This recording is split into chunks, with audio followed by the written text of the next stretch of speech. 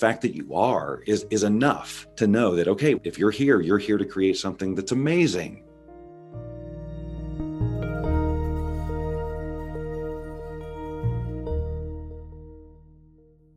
Welcome to Letting Go and the Greatest Secret, where we explore the end of your suffering and the beginning of lasting happiness.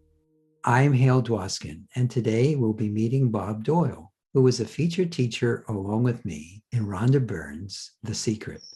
Bob has been teaching life by design principles for over 2 decades. His primary focus is teaching people how to utilize our brain's natural ability to change so they can define and become the person they most want to be.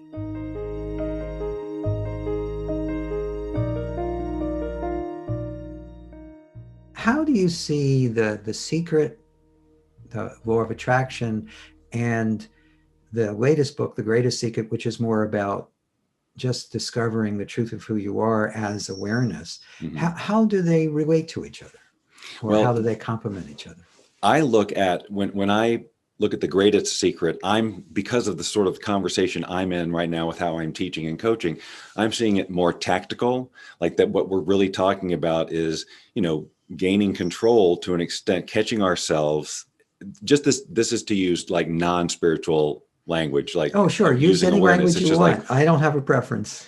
Just so that, because I'm trying to reach everybody who may not even be spiritually inclined. It's just like learning to catch yourself when you're in a reaction mode based on our brain wiring, and then having a choice to choose a different way of being. And that's the essence of what I feel like this book is about. It's about becoming aware that you're bigger than this, but why that's, pertinent with regards to the original secret, which is, it's all the law of attraction and all the ideas around, vision boards and how to implement the law of attraction and different principles there. But ultimately, if a person succeeds with that or not, and of course we have seen results vary for people, it's going to be because of at its core, their brain wiring. They're just wired to process things differently. They make things mean different things, like where one person would say, oh, this means the universe doesn't want it for me. The other will just take it as feedback and take different action and get different results. So the skill set that people need is this becoming aware, the ability to become aware and realize that, they're to a great degree just reacting. They're running a program that they actually can take conscious control of. Yeah, well said. Because most of us have relegated a huge part of our daily functioning and our entire lives, actually, to programming based on what was, and that has nothing to do with what is. So would you expand on that a little bit? Sure. I mean, because it all happened on autopilot. When we were children and our brains are forming and we're just as plasticky as we could be, we have no idea that we can evaluate information and assess it as to whether or not this is in alignment with who I truly would like to become. There's none of that. We just believe it all. We believe it all, and our brains are getting wired and getting wired and wired and wired. And so it just happens over the course of time unconsciously. And so by the time we're waking up to any of this and realizing, wait, there's a chance that we can change this, the networks are very strongly in place. And so when people, like watch The Secret or read they get excited about any kind of transformation like this, and then they try the techniques or whatever that they're hearing about, and it doesn't immediately happen, then they discount the whole thing. They have to realize that they're still ultimately up against some biology here. If they're going to hold different thoughts and different beliefs and be a different way as a result, their brain is going to have to change. They're being and getting the results based on how they've been programmed unconsciously. Now they can choose to take on doing it consciously, but just be prepared for it to take some time. Oh, yeah. It's a process for most of us. I mean, I've worked with people where just they'll be focusing on something and an entire tendency that plagued them the whole life just drops away in an instant. But for most of us, what we need to do is put in the time. It takes a while to develop our ever decreasing sense of who we are. So sometimes it takes a while to start opening up to what's more authentic.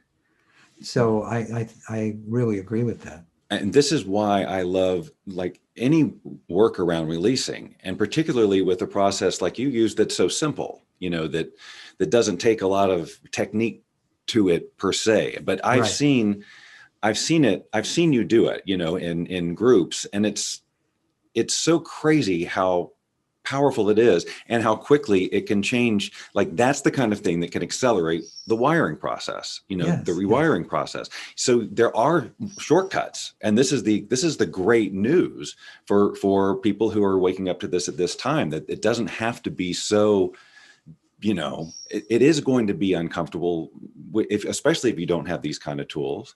It's going to be uncomfortable because you've reached the limits of your wiring, and just like everything you've learned that was worth learning, there's some discomfort when you learn to walk and talk, and the mistakes you made, all of that stuff. It's just a part of it. But somehow when it comes down to our own personal development and transformation, the industry has taught us that it'll be easy. It'll take 3 days, 7 days, 21 days, and it may, depending on your wiring. But, if you don't do it in their 7 days or 14 days, you turn it on yourself, or you say, okay, the program doesn't work, or I'm broken. And that thing that I alluded to before, which is I hear it all the time, is the universe doesn't want this for me. And to me, that is the most heartbreaking sentiment, to hear Yes. someone say that they've turned over the power to create the life they love to the universe, which they're a part of, and it's there. We're here for it. So, that kind of programming it creates a lot of challenges too, because it Oh, creates real wiring.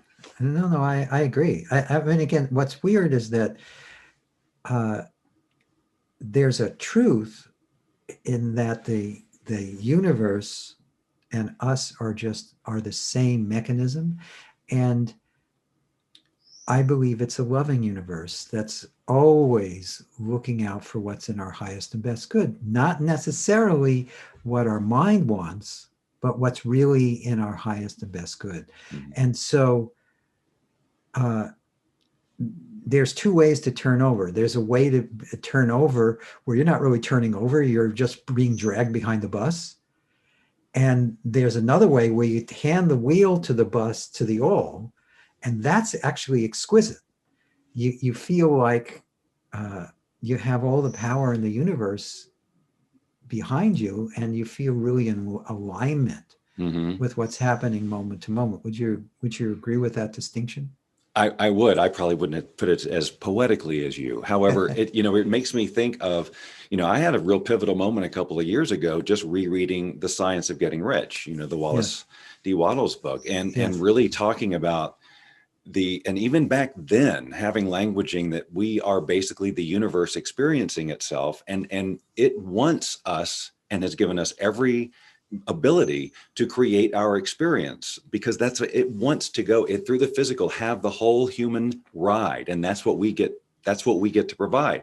And we've been Right. given the opportunity to create whatever we want, and this amazing brain that is so pliable that you truly can be whoever you want, except for the fact that if you're programmed to not believe that, for all of your formative years, you will, of course, act in alignment with that, get results in alignment with that, and then believe that about yourself as a truth, when it's not a truth. It's just how you're wired right now. Yes. Yes. It's important to challenge what the mind tells you. Most of us just go, yes, mine, yes, Mhm. mine. Where it's slave, as opposed to it being just our tool. And when we learn to take our power back and act as source, it's a very different experience. Very different experience, isn't it? It is, because of so much of the way that we be on autopilot is just filled with all sorts of strange prejudices and, limiting beliefs about what's possible for people like me, or whatever it is, when there's so much else you could be doing with all of that mental energy. You could be having, you just changing your thoughts, but they run up against, they don't think about it as a belief. It's just the truth. They don't Right, consider these limiting beliefs to be belief. It's just how it is. And look at all this evidence, without being right, able to right. see that, of course, you've attracted this evidence, that this is how you be in the world. If you believe this, you will. Yeah, Yeah. yeah, no, absolutely. So Yeah, it's it's really got logical and freeing to understand that it is logical. right. And also, what's interesting is just to build on that point you made, we forget that we are seeing the world through the filters of our beliefs. We think we're actually seeing what's here now, and it couldn't be further from the truth. We're seeing what our filters tell us to see. And when you see through a filter, you're not really seeing what's here now. So how could you be responding appropriately? And how could you feel like yourself And if, so sorry, so oh sorry. no, interrupt anytime. But and who are we to tell another person that their ideas or opinions are wrong? This is what we, and you know, you very much alluded to this idea in the, even in The Secret, but the essence of it is like, you know, you've got people with such varying lenses through which they see the world that it doesn't feel like they have an opinion. This is the truth. And why can't you see it? It's like this. I mean, it's been more evident in the past 6-7 years or so than ever before that we just see people and you go, wow, I cannot believe that you see the world like this. And they can't believe that you see the world like that. And we're just trying to figure out, and you can't change because they see a different truth as they're right and you're right in That's their right. mind. And to suggest to them that their truth is wrong, of course they're going to fight that. And if you call them an idiot for that, they have just as much right to call you, because Yeah. none of But it's it's also, true. isn't it also internal? Do we fight with ourselves when when we're not doing this with an open heart and mind? When we see limiting beliefs, instead of going, oh, I'm glad I saw that. Now I can actually do something about it. We go, God, am I stupid? Or God, am I limited? Or I should be further along. And all this other self-talk, Yes. where so not only are we at war with apparent others, we're at war with ourselves, thinking, I've been working on myself for decades. How could Wow. I actually even entertain a thought like this? Because it came up. So what? It's something to let go of. It's so funny to hear you say, because I mean it's like you're speaking my words. I used that exact example. It's like, anyway, we're just totally in agreement there. Yes, we are. What a shock. So, But yes, the way that people talk to themselves, it just perpetuates, and they want to be right. That part of them wants to be right. And so they can argue for their limitations all day long. And then they have that little chemical reaction that says, oh, it feels good to be right. But they're also immersed in that chemical that just feels terrible and limiting and gives them no possibility to change that. It's just it's again, the chemistry of this is it's highly addicting. And yes. again, if we can become conscious of that and say, oh, you know what, I'm feeling this way. This emotion is a chemical that I've created because I made this meaning out of something. What different meaning could I make? Now, that's so much easier said than done in the moment, especially, as you know, but that's when the Sedona method comes in, or whatever. Right. So that you can become aware, get present again. Yes. And because once you know that you have this choice, once you know, you can't unknow it. Yeah, that's true. That's true. Although I've seen some people try, but They try, right, but they can't. They know that they have a yes. choice, but they're just not willing to do it. No, that's Yeah. absolutely true. So one of the things you've been studying as a tool to help others with this is neuroplasticity. Mm-hmm. So can you, for those of us who don't know what that is, can you explain that and how it relates to this conversation? Sure. Basically, it's just our brain's ability to change. I mean, that's really all you need to know, is that as you learned new things growing up, and your brain created physical neural pathways that kind of held up that information. As you learn, new things grow, and as you use them, they get stronger, and as you stop using them, they will wither away. And this is how we evolve throughout the course of our lives. I mean, we've all been different versions of ourselves as we grew up. I mean, I look back on my 30s and go, how could I ever have been that way? How could I ever have rationalized life that way? But that's just how I was wired at that time. But as different life experiences came in, and I got different opinions, and as I matured, my wiring changed. And so I had different predominant thoughts, and those old neural pathways died off. And that's why it seems like, how could I possibly have been that way? That's how disassociated we can become. That's how powerful that kind of reprogramming is. And so if we, when we are wired this way, we're neuroplastic, but if we keep telling ourselves the same thing over and over again, no new information, well, we're just kind of holding, there's nothing really new growing. Right. But when we start, if we want, and so we're going to be basically at the mercy of that and all of its programs. But if we can become conscious about changing the predominant thought, we learn that way, just like we learned. Nothing's different except that we're being conscious about it and can accelerate it with our consciousness and our ability to amp up our emotion using our imagination, and with tools that can help us get past the resistance piece, the inevitable resistance piece of this so much faster. So it's a great time to be taking this on. Yeah, it is. If you look around the world, people are aren't as happy maybe as they could be. No, they're not. And that doesn't even matter. I mean, some people are actually prospering because of the pandemic, but still there's just so much stress and tension and anxiety and focus on the negative aspects of what this is. Mm-hmm. And we forget that in every time we get a challenge, it comes with an opportunity. If we take it. If we take it, right. And that all comes from a belief that the universe, if you will, is for us. So that everything that comes our way is there for a reason that we may or may not ever understand, but it's an important part of where we have projected ourselves going. To get where you want to go, there are probably all sorts of lessons you need to learn. Some of them are going to suck, but it's the only way that you'll be able to get into alignment with being that person. It's not just, you don't magically transport this exact being into this new future. No, it's not. That's not how it works, because you wouldn't be in alignment with it and it would fall away. So you have to truly become that person first. Yeah, change happens from the inside out. Mm-hmm.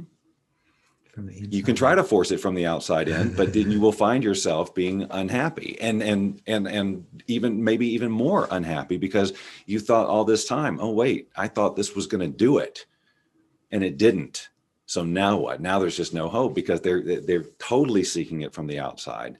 And that's one of the things, that's one of the unfortunate things that people were saying they got from The Secret, which that's one of those films where you see what you want to see, that in alignment, again, what we talked about, they're looking through a different lens. So people will say, oh, it was all about money, or it was all about whatever. But they left out, there's just things they didn't see, and certain distinctions, but now I can't remember what I was going to say with that, but just extrapolate brilliant. Something brilliant can come out of that. Oh, well, even that was brilliant. Okay, good. It may pop into my head. I never worry about stuff like that. If it disappears, it means it was supposed to disappear, and it will come back if it's supposed to. All right, everybody could fill in the blanks anyway, probably. They could. They are. So you have. What are some of the things, tools or tips or suggestions you give people when they've been listening to you so far? They're going, yeah, that makes sense to me. Mm-hmm. So how do I engage in this? What do I do about it? How do I rise to this challenge? So for me, it is practicing that tool of becoming aware. So that now that anybody has heard our conversation, they should have gotten by now that, that they, in any kind of emotional response, whether it's good or bad or, whatever, it's due to some sort of programming. It's some wiring. You're making meaning out of a situation that is, could come from a gazillion, experiences in your life. And in that moment, you give it meaning. And then that's your experience. So now that you know that, if you are in an experience that is this common thing that upsets you, you can be on the lookout now and go and just feel, okay, I am reacting right now. Now, whether you have the ability to go totally conscious and just look at it and detach from the emotion in that moment, that would be great if you could do that the first time out. So let's visualize it, but also know that that's a lot easier said than done, because chemistry is going through your body. Once you have that response, chemistry goes, and it's going to have to burn off. It's going to have to metabolize. So, but you can stay as aware as you can, as that you are about to make a choice in this moment for a reaction outside or in.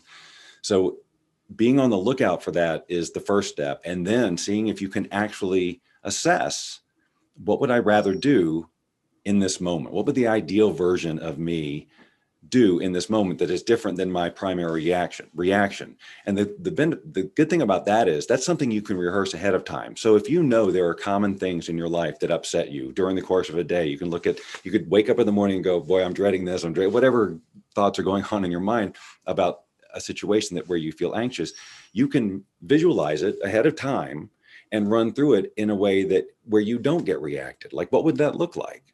You get to rehearse it and rehearse it and rehearse it and rehearse it so that when that moment comes, you could actually try it on if you wanted to, because you're already ready for it. And the only way to truly walk into, the quickest way to truly being the person who would do that is just to do it, because that's where you may stumble or fall or get a reaction you don't want, but you've taken that step. If you don't take that step, you'll never get there. So being able to rehearse it and seeing yourself going through it confidently, no matter what their response is, that's a real thing. I mean, visualization is a real thing, and it can really help you to act differently in the moment. So that's just a couple of things that people could try on over the next couple of days or so. But it's just about practices of being conscious and then making different choices, just on even the lightest scale. Mm-hmm. So, and it doesn't really matter what they pick. It's just they should, I assume you're suggesting they exercise this natural ability they have inside to just choose to be more conscious and make more conscious choices. Yes. And just know that it's going to feel weird at first, and you may just toss it right out. Your mind can tell you a million reasons why you shouldn't spend your time doing that. But I'm telling you, it is the way. You have to become aware. If you're going to do this consciously and get very intentional, you got to be clear on who you're going to be. And it doesn't happen magically because something gets to you. The something comes to you because you become that new version. And then so you take different action and you get different results. It's all real physical stuff. It's not even woo-woo. It just makes sense. Yeah.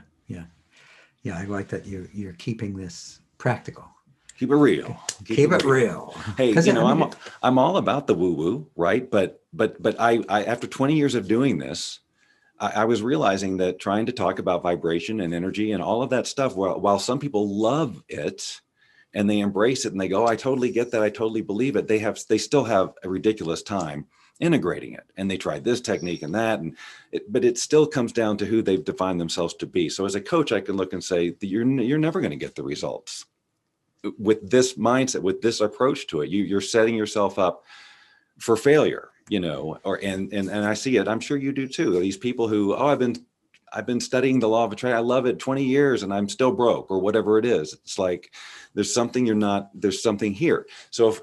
But everyone, well, most everyone, statistically more people, I can point at the science of neuroplasticity, which is not up for debate. It's there, it's provable. I don't have to deal with non-believers, and say, this is what's happening. This is where it really happens. And it's really just simple. You just need to send it new information, and your mind is set up to do it. And so it's so my work now is helping people through that discomfort phase so that they realize that it's normal, which will hopefully make it a little less uncomfortable. Yes, sure. But knowing those areas of resistance, knowing those points that they normally would beat themselves up for, as we alluded to, it's really your greatest gift. You just get, oh, yay, I found another thing that I can now release, so that it doesn't have to keep showing up like this and this and this and this. And so it's just that shift in awareness and the idea that everything is for you instead of, you're at the reaction all the time. It just changes everything. Yeah, it does. It really does. It really does. And what's nice is that I'm glad we're keeping this very non-woo-woo, but at the same time, if you have your woo-woo version, again, because we're talking about, I don't really see spirituality as woo-woo.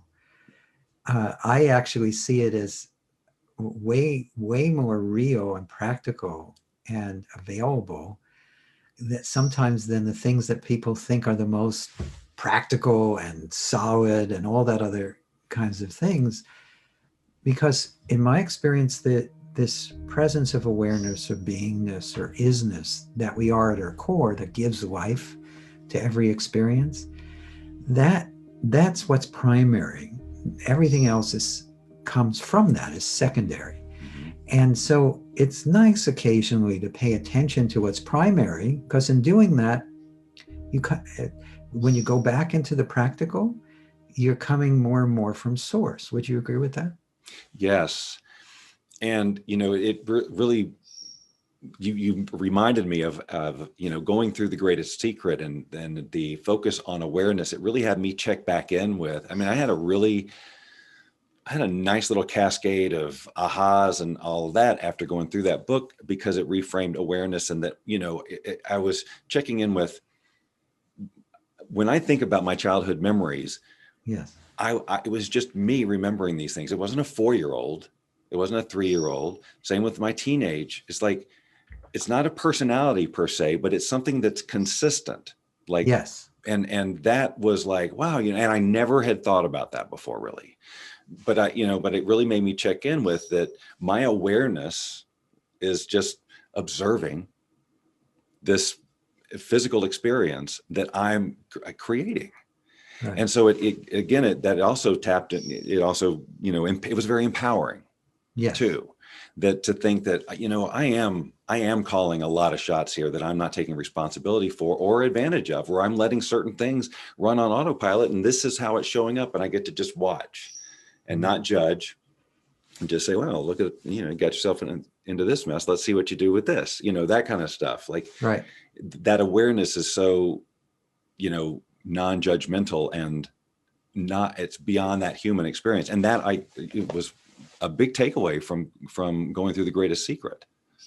Yeah, no, that's one of the important takeaways, I believe, is that most of us identify with the story, with our body, our mind, our suffering, and our limitation, as opposed to that presence of awareness that without which there could be no experience.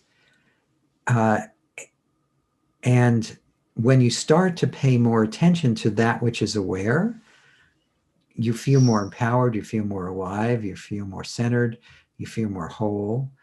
And all the things that you're looking for outside of yourself just become available to you directly from within, which actually empowers you to be more effective in life. Wouldn't you agree with that? Yeah, that was the empowerment that I was talking about. It's just like this big picture, like I'm not at this experience, this awareness, who is somehow part of this experience, even if in observation mode, has the ability to, to direct, I guess. I don't know. It was very, very empowering because from a wiring point of view, like my brain is still a part of this equation. And so my awareness gets to watch my brain do its thing, right? And just like play out however. But now from this vantage point of awareness, it feels like I can make a different choice about where this brain goes. It's not Bob in his ego form trying to get his brain to do something. It's the awareness making a decision. Now let's go this way. Uh-huh. It just feels a lot easier and it flows better because it's coming from a completely different, where there's no rules about ego and limitation and any of that small stuff. And it's really cool to be able to just tap into that for even just a few moments. Yes, and yes. to observe us being just human. Yes, yes. I mean, again, the human, in my experience, the human experience is sacred. It's an exquisite honor and a gift. And so I feel grateful every day for the gift of just being. Yeah. Well, but not obviously not everybody sees it that way, and they feel like they're a victim of the circumstances of the world and find it hard to tune into that level of distinction. And so if there's anything that, we can do, and the type of work that we do is to give the people that awareness, to somehow open them up to the miracle that they are, even though that may sound however it may sound. Yes. But it really is, well, like what you were just saying, it is such we get to do this. We get to have this experience. And again, that goes right back to the science of getting rich and some of the great principles I took from that. I just highly recommend revisiting that, even in lieu of this conversation, because it takes the whole idea of that you have to deserve this or worthiness totally out of it. Right. Which is a man-made thing anyway. It's totally. It's an imaginary limitation. Yeah. Yeah. And it just, when you can get that it just doesn't apply, like not just because we're saying that, but when you really understand why we're here, as it is described in the book, and it makes a lot of sense to me, then you'll understand why you don't have to deserve this. The fact that you are is enough to know that, okay, well, if you're here to create something that's amazing, and you've got all the tools you need. And there's going to be challenges, and but the good news is you get to have vision, you get to change your circuit. So it's an amazing experience that people do take for granted because they're just looking at the wrong things. Right, right. We're uh, I think this is an Einstein quote. Insanity is doing the same thing over and over again and expecting a different result. Mm-hmm. And unfortunately, most of us are quite insane. And another amazing Einstein quote is, you can't solve whatever problem you're dealing with at the level it was created. Yes. And most of our problems are created at the level of mind, aren't they? This is exactly why I tell people that when they are learning about the law of attraction or whatever, after they see The Secret, that, if they go after immediately, what's all the stuff I want, without first deciding who they're going to be in that and why, it's going to be a rougher ride. Yeah. You want to know what is this happy, empowered version of you look like, because guess what? They'll want things, probably different things, and for a different reason, not out of pain, not out of trying to fix a problem, but because they are expansive beings and they want to have these experiences, and they believe that these things will bring them those emotions and that experience. It's just the same brain is capable of going off in both of those directions. It can either be completely creative and expansive, or just get stuck or atrophy even.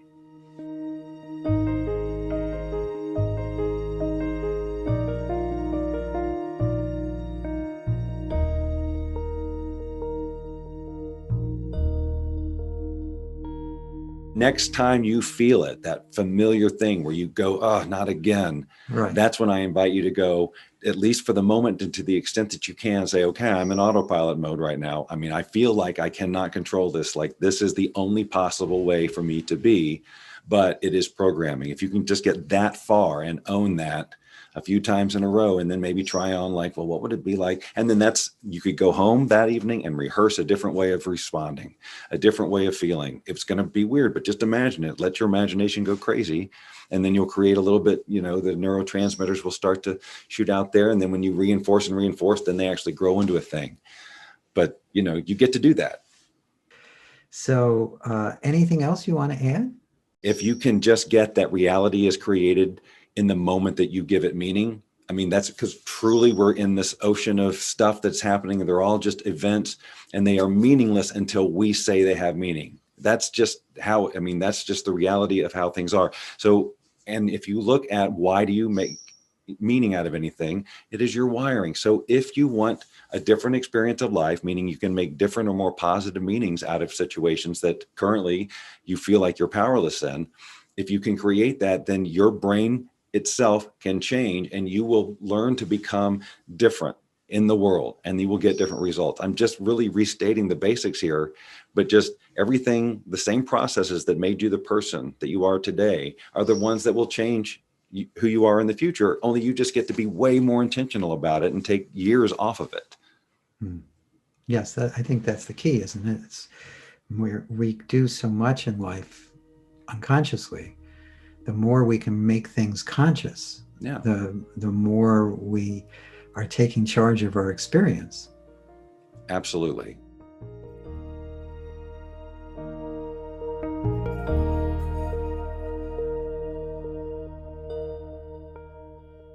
I hope you enjoyed our time with Bob Doyle. You can learn more about him, his book, Follow Your Passion, Find Your Power, in the program notes, or by going to his website, meetbobdoyle.com. That's easy to remember, meetbobdoyle.com. If you've enjoyed this podcast, please subscribe, give us a 5-star rating, and share it with the people you care about.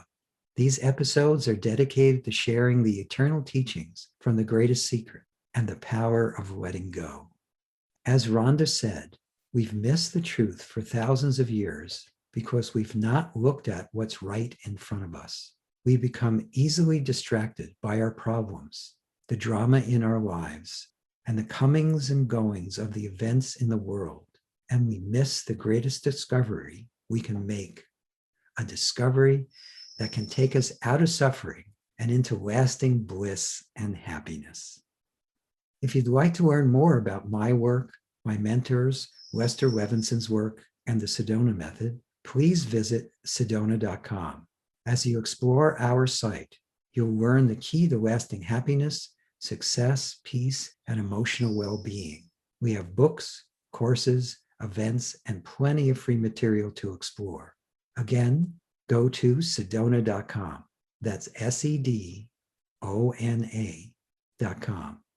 Thank you for being here, and we'll catch you on the next episode of Letting Go and the Greatest Secret.